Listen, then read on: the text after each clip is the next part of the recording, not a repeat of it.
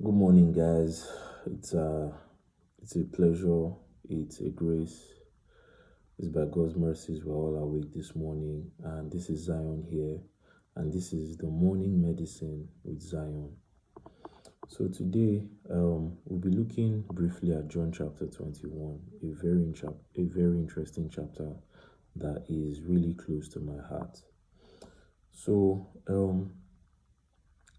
just for little context, right? This is after Jesus Christ is risen from the dead, and this is post denial Peter, right? Peter, after denying Jesus Christ 3 times, he goes back to the Sea of Galilee fishing. Only that this time, right? He, because of the condemnation he's suffering from and whatnot, he goes back to what he knows. He goes back to his first nature, which is to be a fisherman.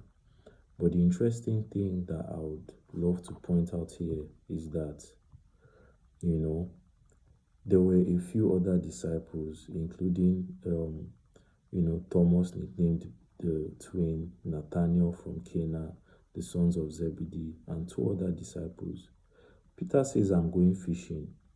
And they said, we'll come too.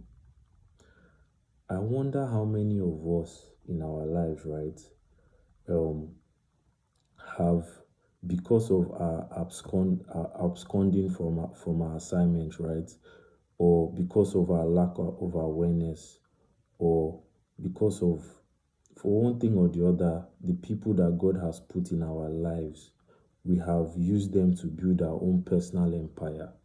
We have carried them to our own Sea of Galilee to go and do what it is that we want to do, right?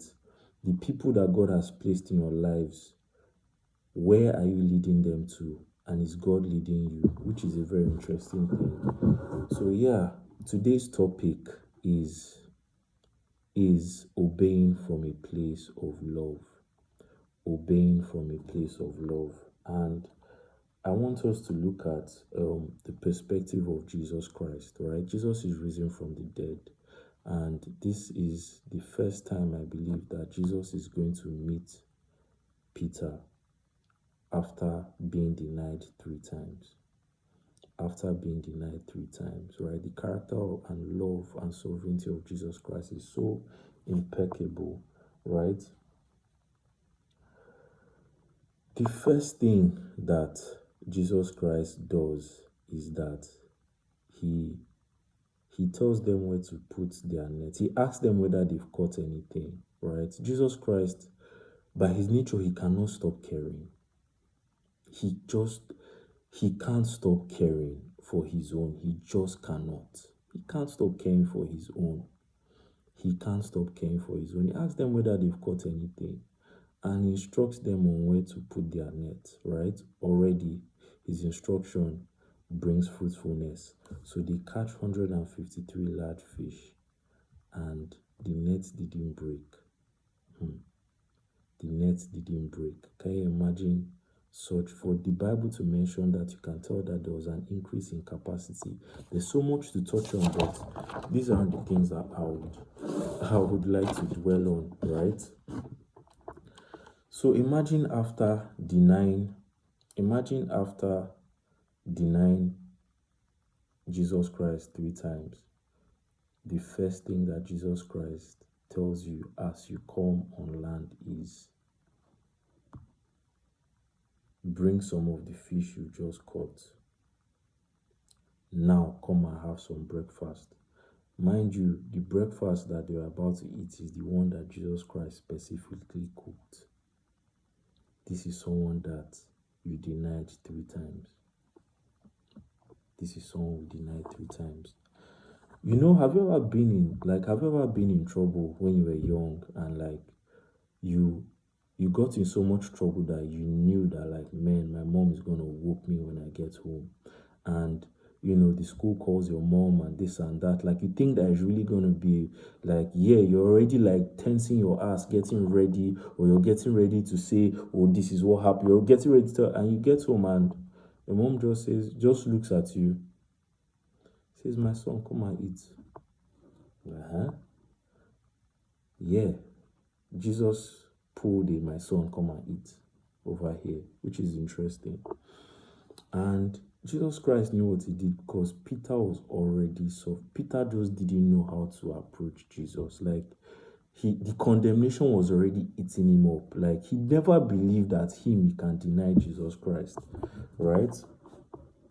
So I also want to just talk about the nature of God and obeying God from a place of love, because the honest perspective is that a lot of times a lot of times the sacrifices, carrying your cross, can feel overwhelming. It can feel overwhelming, but the only thing that can overwhelm us more is the knowledge of the love of Christ. That's the only thing that can get you to sacrifice like it's nothing. It is because of he who first carried his cross that we are able to carry our cross and deny ourselves. If you're having it in mind that you're the first person to carry your cross will be too heavy to carry. That's the truth.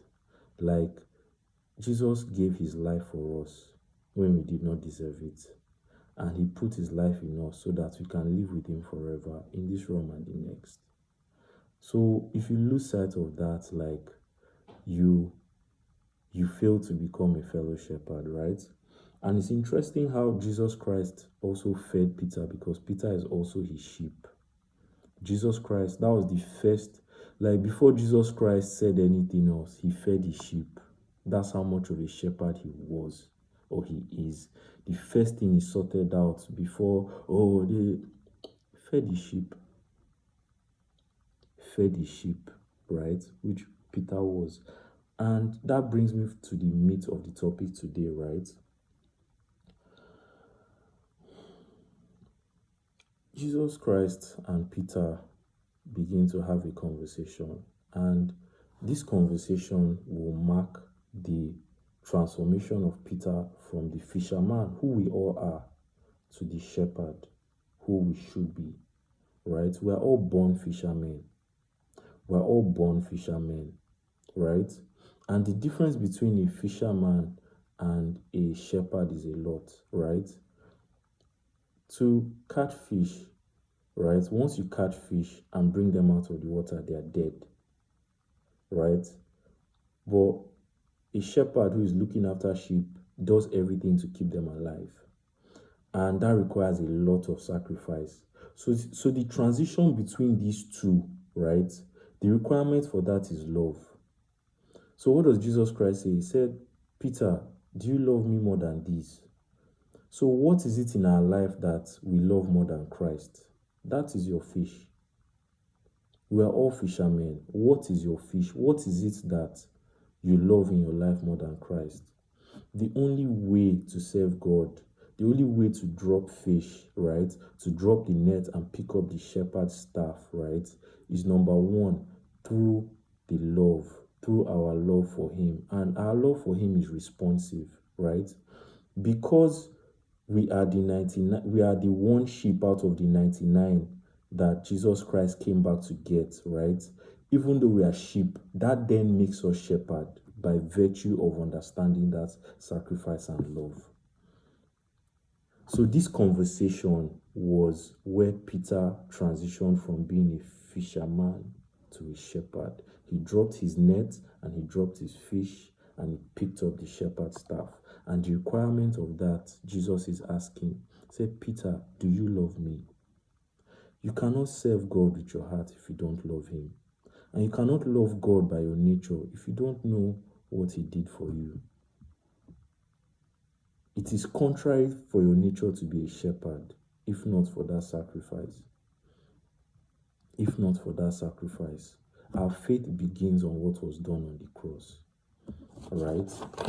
So the interesting thing that I also want to just, sometimes it can be overwhelming when you're consistently serving God and this and that. He renews our strength, yes, but some of the sacrifices we are called to make can be overwhelming.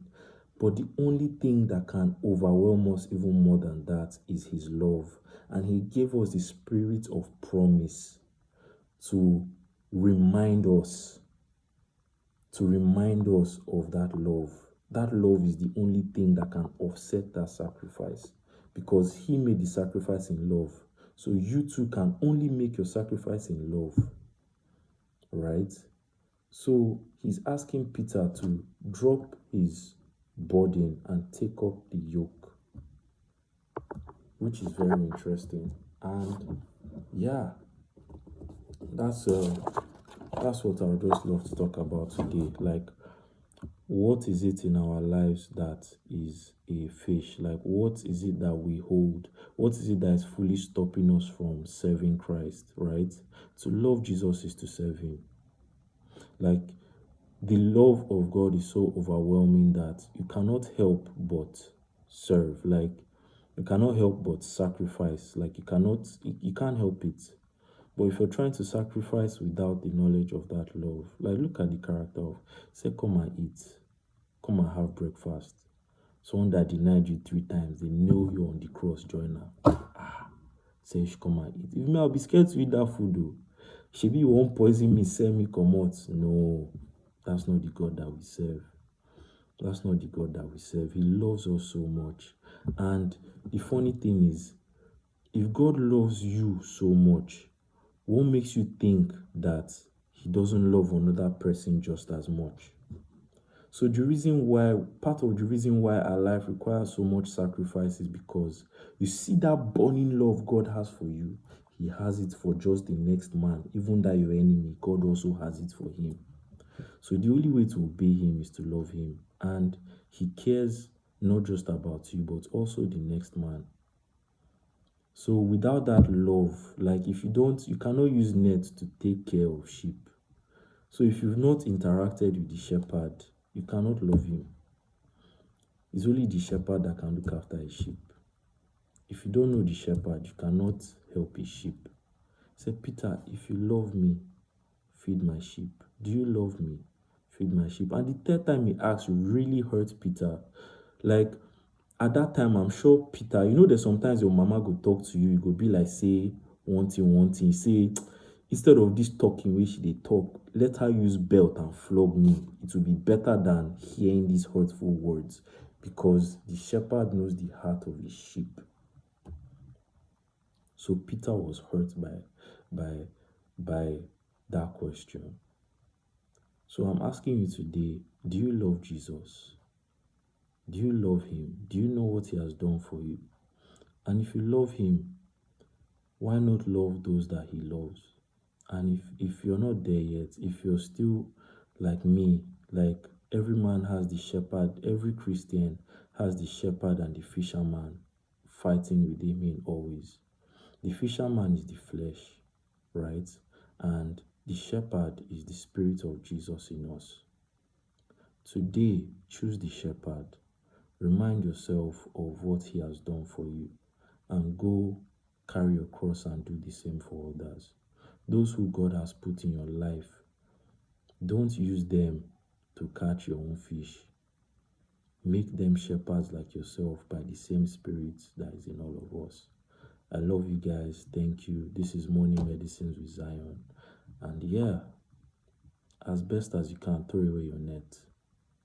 Thank you.